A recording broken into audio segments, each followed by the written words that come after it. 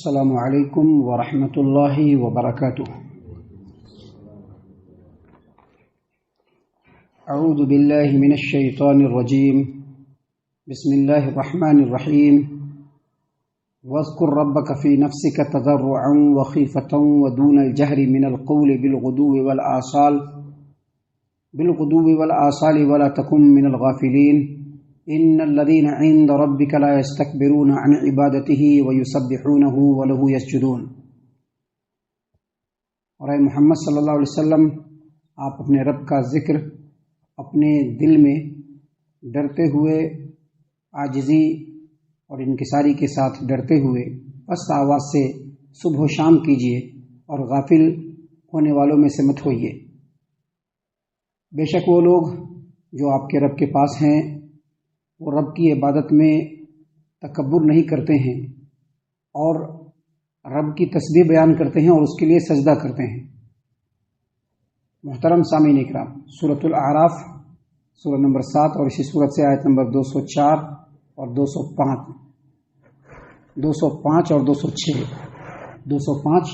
اور 206 یہ آخری دو آیات آپ کے سامنے تلاوت کی گئی۔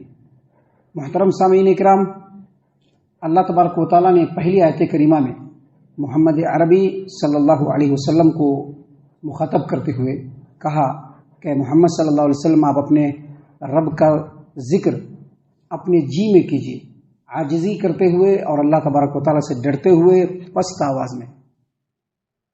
صبح و شام اللہ تبارک و تعالیٰ کا ذکر کرنا ہے۔ اس کے بارے میں اللہ تبارک و تعالیٰ نے قرآن کریم میں سورہ قاف میں بھی بیان فرمایا ہے، وَسَبِّحْ بِحَمْدِ رَبِّكَ قَبْلَ طُلُوعِ الشَّمْسِ وَقَبْلَ الْغُرُوبِ۔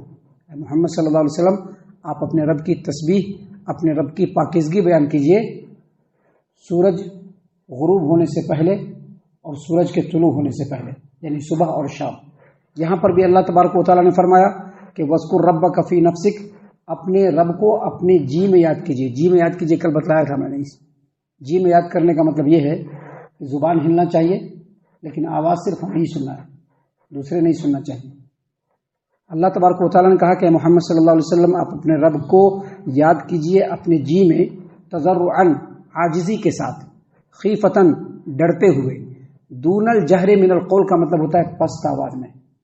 اس سے اہل علم نے یہ مسئلہ مستنبط کیا ہے کہ اللہ کا ذکر اگر کرنا ہے تو بہتر اور مستحب اور افضل، بلکہ صحیح یہ ہے کہ اپنے جی میں اللہ کو یاد کیا جائے۔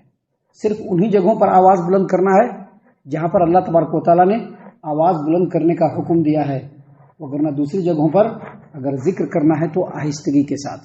اس کا مطلب یہ بھی ہوا کہ جب آدمی نماز پڑھتا ہے تو نماز میں امام صاحب کو بلند آواز سے تکبیر کرنے کا حکم دیا گیا ہے اور باقی لوگوں کو نہیں دیا گیا ہے۔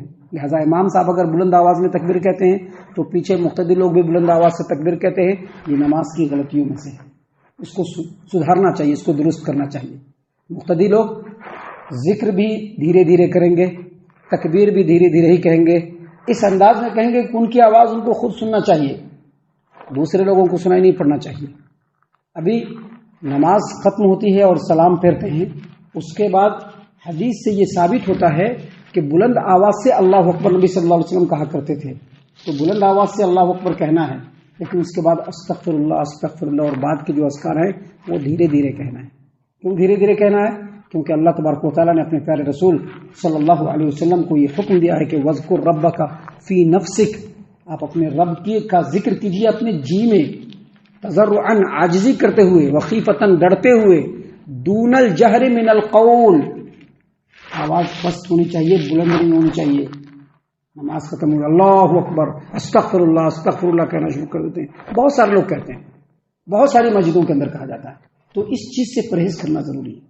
دیکھیے ایک حدیث ہے جو صحیح البخاری کتاب الجہاد والسیر اور صحیح مسلم کتاب الذکر والدعاء کے اندر ہے کہ سیدنا ابو موسیٰ اشعری رضی اللہ عنہ بیان کرتے ہیں کہ ایک بار ہم لوگ واپس لوٹ رہے تھے ایک سفر سے، غزوہ خیبر کا موقع تھا، وہاں سے واپس لوٹ رہے تھے، تو ایک وادی میں پہنچنے کے بعد صحابہ کرام نے زور سے اللہ کا ذکر کرنا شروع کر دیا، زور سے تکبیر پڑھنا شروع کر دیا، تو نبی صلی اللہ علیہ وسلم نے کہا کہ اے لوگو، سکون اور اطمینان، تم کسی بہرے اور کسی غائب کو نہیں پکار رہے ہو، تم ایسی ذات کو پکار رہے ہو جو تم سے بالکل قریب ہے، تمہاری سواری کے گردن سے بھی زیادہ قریب ہے، جو دور اور نزدیک سارے آواز کو سنتا ہے۔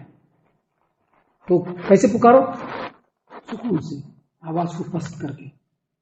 اللہ تبارک و تعالیٰ نے اپنے نبی کو اسی بات کا حکم دیا، کہا نبی صلی اللہ علیہ وسلم کو کہ وَاذْكُرْ رَبَّكَ فِي نَفْسِكَ، محمد صلی اللہ علیہ وسلم آپ اپنے رب کا ذکر کیجئے اپنے جی میں، تضرعاً عاجزی کرتے ہوئے، وخیفتاً ڈرتے ہوئے، دون الجہر من القول پست آواز کے ساتھ، بالغدو والآصال صبح میں بھی اور شام میں بھی۔ ابھی شام سے مراد یہاں پر کیا ہے؟ شام سے مراد سورج کے غروب ہونے سے پہلے کا وقت ہے۔ شام سے مراد جو ہے وہ سورج کے غروب ہونے سے پہلے کا وقت، جیسا کہ تحقیق سے یہ بات ثابت ہوتی ہے۔ شام سے مراد سورج کے غروب ہونے سے پہلے کا وقت، اور صبح سے مراد سورج کے طلوع ہونے سے پہلے کا وقت۔ سورج طلوع ہو جاتا ہے تو پھر اس پر دن نکل جاتا ہے۔ اذا اقبل اللیل منہا ہونا وادبر النہار، اذا اقبل النہار منہا ہونا وادبر اللیل منہا ہونا۔ سورج جب ادھر سے نکلتا ہے تو کیا آتا ہے؟ دن آ جاتا ہے، اور سورج جب ادھر سے غروب ہونے لگتا ہے تو کیا آتی ہے؟ رات آ جاتی ہے۔ تو صبح کا جو وقت ہوتا ہے وہ سورج کے طلوع ہونے سے پہلے، اور شام کا جو وقت ہوتا ہے وہ سورج کے غروب ہونے سے پہلے۔ اسی سے سارے مسئلے کو آپ لوگ سمجھ لیجیے، جو بھی مسئلہ سمجھنا ہے اسی سے سمجھ لیجیے کہ شام کب ہوتی ہے اور صبح کب ہوتی ہے۔ لوگوں نے لوگوں کا دیکھا دیکھی بہت ساری چیزوں کو سیکھ لیا ہوا ہے، ان چیزوں کو ہٹانا ہے اور جو شریعت سے ثابت ہے اس کو پکڑنے کی کوشش کرنا ہے۔ تو اللہ تبارک و تعالیٰ نے کہا کہ سورج کے صبح میں اور شام میں اپنے رب کو اپنے جی میں ڈرتے ہوئے عاجزی کے ساتھ پست آواز میں یاد کیجئے، اور کہا وَلَا تَكُن مِنَ الْغَافِلِينَ، غافل لوگوں میں سے مت ہو جائیے، غفلت مت برتیے، ہمیشہ اللہ کو یاد کرتے رہیے۔ رمضان کا دن ہو تب بھی یاد کیجئے اور رمضان کے بعد بھی یاد کیجئے۔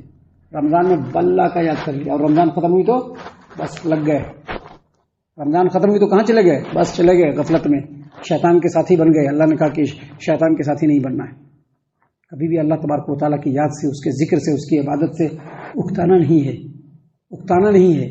یہ جو آیت کریمہ ہے یہ مکی زندگی میں اللہ کے رسول صلی اللہ علیہ وسلم کے نازل ہوئی، لہٰذا یہ ذکر و اذکار کے لیے ہے اور اللہ تبارک و تعالیٰ کو ہمیشہ یاد کرنے کے لیے ہے، لہٰذا اس چیز کو ہمیشہ ذہن میں رکھنا چاہیے۔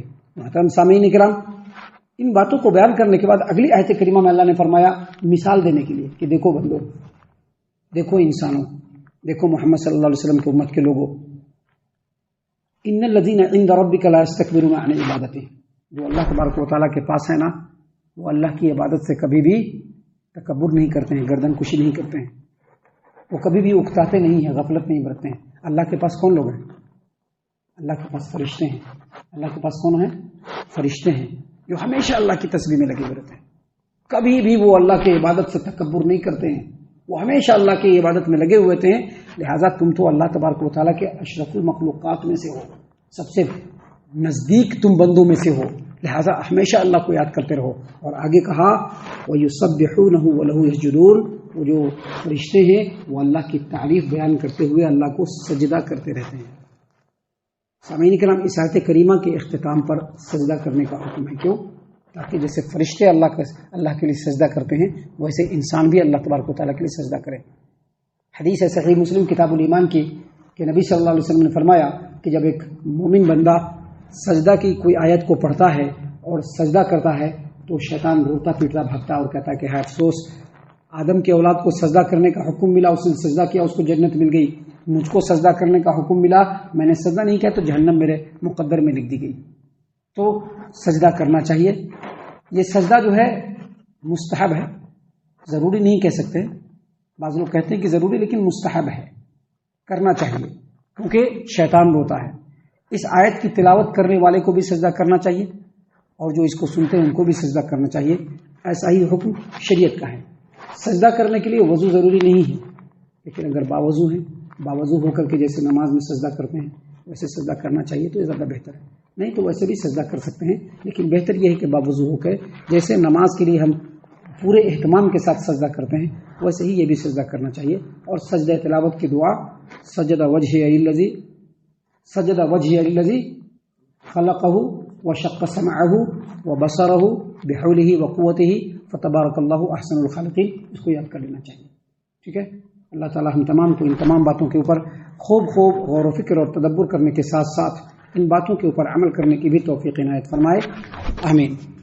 اللہ تعالی ہم تمام کو صحیح معنوں میں پکا سچا مومن مسلمان بنائے، اللہ اور اس کے رسول صلی اللہ علیہ وسلم کی اطاعت و فرما برداری کرنے والا بنائے، صحابہ کرام رضی اللہ عنہم کے طریقے پر چلنے والا بنائے، جنت الفردوس میں جگہ عطا فرمائے۔ اے اللہ ہم تمام کو جہنم سے پناہ دے، اے رب العالمین ہم تمام کو جہنم سے پناہ دے، اے مالک الملک ہم تمام کو جہنم سے پناہ دے، آمین یا رب العالمین، وما علینا الا البلاغ المبین۔